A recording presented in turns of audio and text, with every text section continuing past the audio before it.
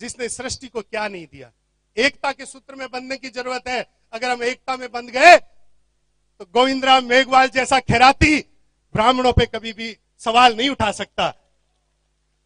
एक ऐसा व्यक्ति जिसने पिछले 70 सालों में जाति के नाम पर, अपनी व्यवस्था के नाम पर एक एक रुपए की गेहूं खाने वाले खैराती ब्राह्मणों के ऊपर सवाल उठा रहे हो, एक ऐसी व्यवस्था के ऊपर सवाल उठा रहे हो जिसने इस सृष्टि को संस्कार देने का कार्य किया।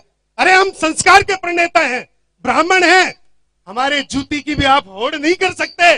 गोविंदराम मेघवाल, हमारे बराबर पहुंचने के लिए बहुत शिक्षा ग्रहण करनी पड़ेगी।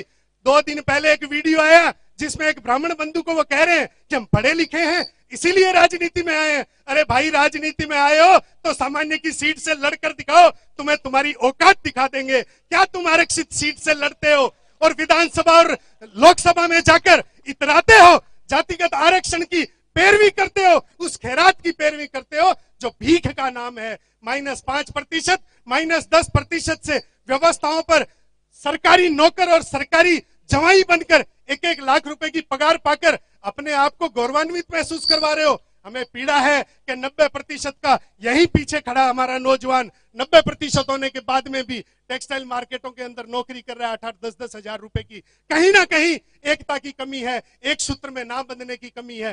पीड़ा है, पीड़ा उठी है, भविष्य में भी उठाएंगे, लेकिन आप सबका सहयोग और आशीर्वाद चाहिए। लेकिन ऐसे खैरातियों को जो जातिगत आरक्षण का पक्ष लेते हैं, ऐसे खैरातियों को जब भी सार्वजनिक मौका मिले मुंह काला करिए, उनको एहसास दिलाइए कि पिछले 75 सालों में आपने केवल और केवल 1 रुपए की किलो गेहूं की खैरात में खाई है। हम वो जाति से आते हैं, ब्राह्मण समुदाय से आते हैं जो देश की मंदी और तेजी से निर्भर करता है।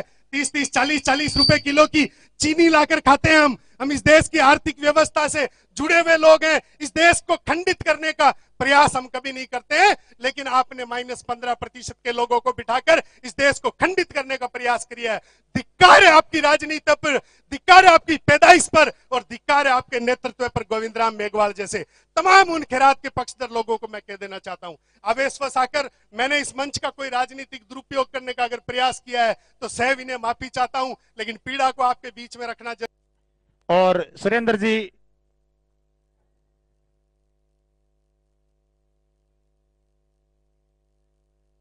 जी विग्गा